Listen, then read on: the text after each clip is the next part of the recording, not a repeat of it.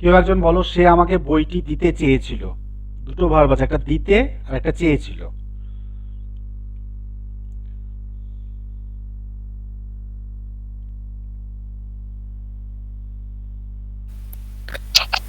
Sir, he I will. wanted to give me the book. He wanted to give me the বুক।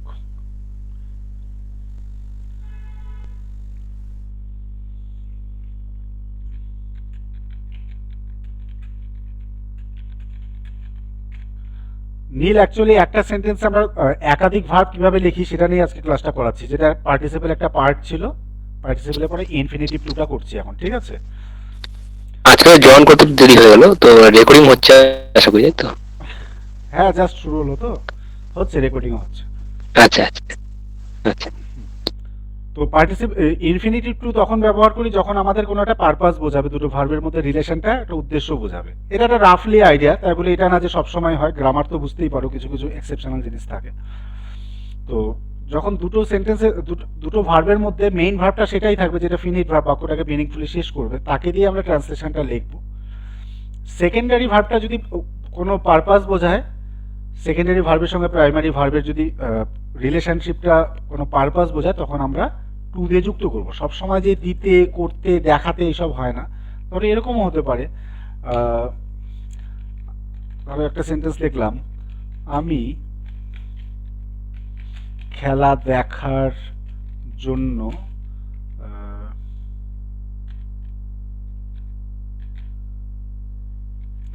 স্টেডিয়ামে যাচ্ছি বা যাব। আমি খেলা দেখার জন্য স্টেডিয়ামে যাব। তো এখানে দেখো, খেলা দেখার জন্য বলছে। মোস্টলি যেটা ভুল হয় ফার্স্ট টাইম, জন্য মানে ফর ফর ব্যবহার হবে, কিন্তু তা না, এখানে ফর ব্যবহার হবে না। যাবোটা মেইন ভার্ব, কে যাবে, আমি যাব। তাহলে আই শ্যাল গো, আমি যাব। কোথায় যাব? হয়তো স্টেডিয়ামে, I shall go to stadium. এবার খেলা দেখার জন্য, জন্য অবভিয়াসলি আমাদের ফরটা মাথায় আসে, কিন্তু দেখাটা তো ভার্ব, সেজন্য আমাদের টু দিয়েই যুক্ত করবে, টু সি দ্য ম্যাচ। এইখানে টু সি হবে, ঠিক আছে? অনেকে অনেক জায়গায় হয়তো স্পোকেন ইংলিশ এটা ব্যবহার হয়, টু সি দ্য ম্যাচের পরিবর্তে হয়তো এরকম লেখা যেতে পারে for sing, for sing the match. তো for sing the match grammatically correct না, তবে ভুলও না বলতে পারো, কারণ ফর দিয়ে তো সি এর সঙ্গে আইএনজি বসে যাচ্ছে, ভুল হয় না। কিন্তু পারফেক্ট যদি চাও তাহলে টু সি দ্য ম্যাচই হবে পারফেক্ট। কারণ কোনো ভার্বকে যখন আমাদেরকে জয়েন করতে হবে, যদি পারপাস বোঝায়, টু দিয়েই করতে হবে, ইনফিনিটিভ টু দিয়ে। I shall go to stadium to see the match. I shall go to stadium to see the match. এই টু সিটা হলো ইনফিনিটিভ ভার্ব। বাংলাটা আমরা অনেক ক্ষেত্রে জন্য ব্যবহার করি, কিন্তু ইংলিশের ক্ষেত্রে টু দিয়েই করতে হবে, ঠিক আছে? সেকেন্ড আর একটা থার্ড, যেটা একটা সেন্টেন্সে দুটো ভার্ব যেখানে আমাদের দুটো কাজ একসাথেই হয়। এই যে বলছে গাড়ি চালানোর সময় সে মোবাইল ব্যবহার করে, যখন সে গাড়ি চালায় তখনই সে মোবাইল ব্যবহার করে, এরকম একটা সিনারিও। দুটো কাজ যখন একসাথে হবে তখন আমরা হোয়াইল দিয়ে ভার্বের সঙ্গে আইএনজি করি, ঠিক আছে? এবার ব্যবহার করে, এটা আবার মেইন ভার্ব, তো ব্যবহার করে কে? ব্যবহার করে সে, তাহলে হি, ইউ। এবার হি যেহেতু থার্ড পার্সন সিঙ্গুলার নাম্বার, ইউজের সঙ্গে ইউজ যুক্ত হলে হি ইউজেস। কি ব্যবহার করে? হি ইউজেস মোবাইল, সে মোবাইল ব্যবহার করে। এবার গাড়ি চালানোর সময়, তাহলে while driving car, he uses mobile while driving car. তো যেহেতু এই কাজটা একসাথে হচ্ছে, হোয়াইল দিয়ে ভার্বের সঙ্গে আইএনজি হলো। বুঝতে পারলে? একটু চিন্তা করে দেখো, এই তিনটে সিচুয়েশনের বাইরে আর অন্য কোনো সিচুয়েশন হয় না, ঠিক আছে? একটি বাক্যে একাধিক ভার্বের ক্ষেত্রে একটা পার্টিসিপল, যেটা একটি কাজ হওয়ার পর আরেকটি কাজ হবে। একটা হচ্ছে ইনফিনিটিভ টু, যেখানে উদ্দেশ্য বোঝাবে, আর যেখানে দুটো কাজ একসাথে হবে সেখানে ওয়াইল দিয়ে ভার্বের সঙ্গে আইএনজি।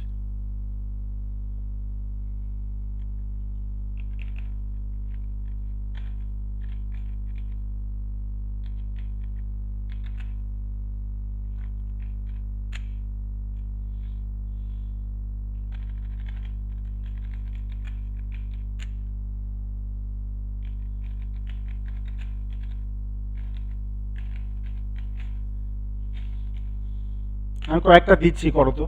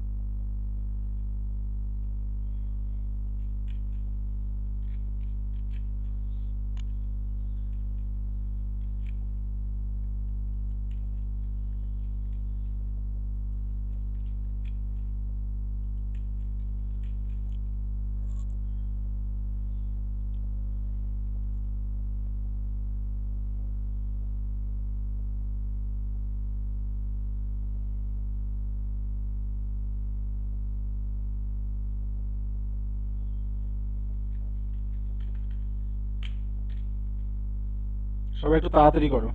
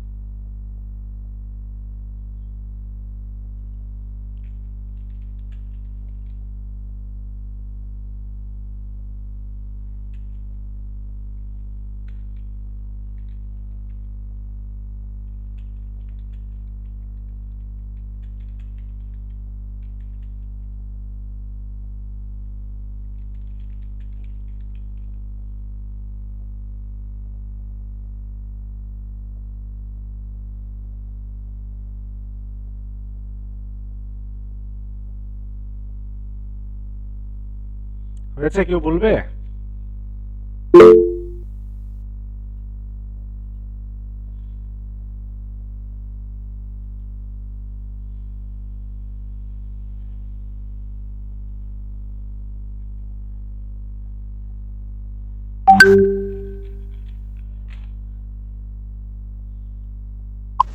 স্যার এখানে কেনা ইংলিশটা এখানে কি করব?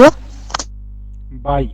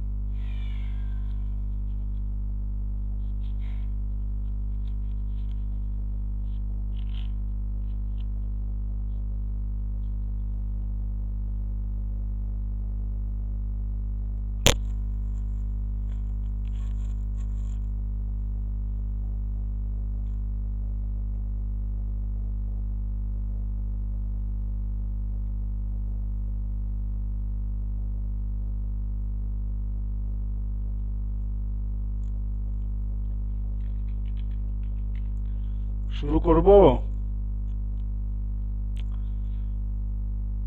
প্রথমটা আছে, আপনাকে দেখে আমি ডেকেছিলাম।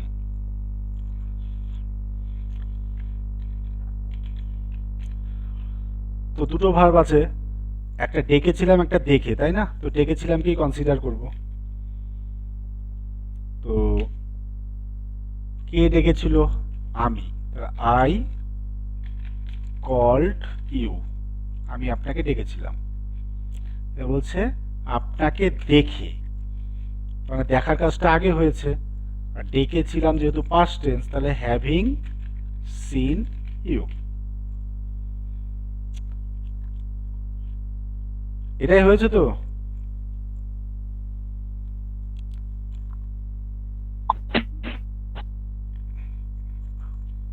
দুটো ভার্ব দেখো, I saw you, I called you, দেখার কাজটা আগে হয়েছে, সেজন্য হ্যাভিং সিন ইউটা আগে বসবে। এটা আমরা ফার্স্টে দিয়েও লিখতে পারি যে having seen you, I called you, একই জিনিস। স্যার আমি তোমার ভয়েস কাট হচ্ছে।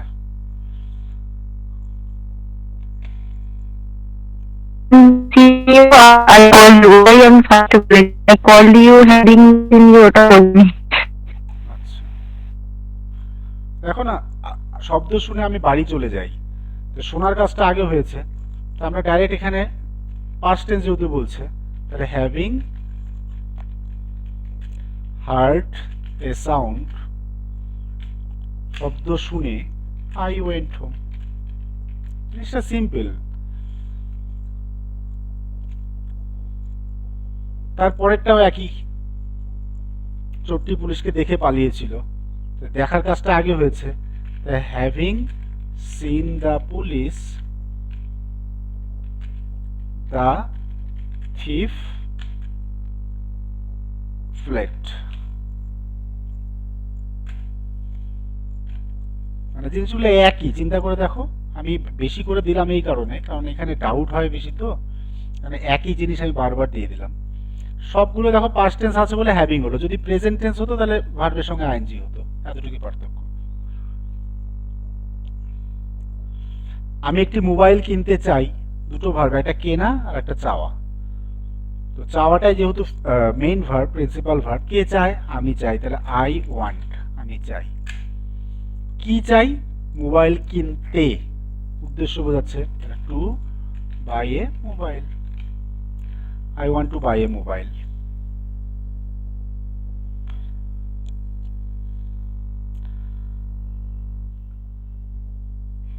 পরেরটা, ছেলেটি পড়ার সময় গান শুনে। এখানে দেখো দুটো ভার্ব একসাথেই কাজ করছে। ছেলেটি পড়ার সময় গান শুনে, শোনাটা মেইন ভার্ব, কে শুনে, ছেলেটি, তাহলে দ্য বয়, এখানে শোনা ইংরেজি লিসেন হবে, ঠিক আছে, এখানে হেয়ার করো না। দ্য বয় লিসেন্স, লিসেনের পর সবসময় টু বসে, to music, the boy listens to music, ছেলেটি গান শুনে। এবার হচ্ছে পড়ার সময়, একই টাইমে যেহেতু, while studying, the boy listens to music while studying. While মানেই সময়টাকে উল্লেখ করছে। হোয়াইল আমরা তখন ব্যবহার করি যখন কোনো পার্টিকুলার টাইমে কিছু হয়, তখন আমরা হোয়াইল ব্যবহার করি। ইংরেজি শেখার জন্য আমি আপনার সাথে যোগাযোগ করেছি, করেছি প্রেজেন্ট পারফেক্ট টেন্স, তাই না? আমি এখানে জয়েনিং এর প্রশ্নটাও দিয়ে দিয়েছি। তাহলে যোগাযোগ করেছিটা মেইন ভার্ব, কে যোগাযোগ করেছে, আমি, তাহলে আই।